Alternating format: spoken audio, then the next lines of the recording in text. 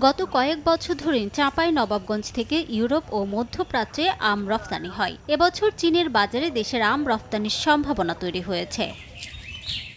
গত সপ্তাহে জেলার কয়েকটি আমবাগান এবং আম গ্রেডিং, শর্টিং, শোধন কেন্দ্র পরিদর্শন করেন চীন আমদানিকারকদের প্রতিনিধি। পরিদর্শন শেষে তিনি আম আমদানির আগ্রহ প্রকাশ করেন। এতে খুশি বাগান মালিক ও উদ্যোক্তারা। তারা বলছেন, কোনোরকম মাধ্যম ছাড়া সরাসরি বাগান থেকে চীনে আম রফতানি করতে পারলে নিশ্চিত হবে ন্যায্য মূল্য।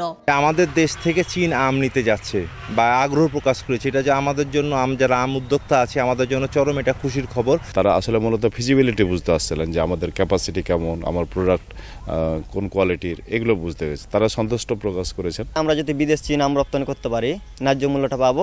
রপ্তানির পরিমাণ বাড়াতে সর্বাত্মক উদ্যোগ নেওয়ার আশ্বাস কৃষি বিভাগের। সকল কৃষকদের সাথে আমরা নিবিড়ভাবে যোগাযোগ করতেছি।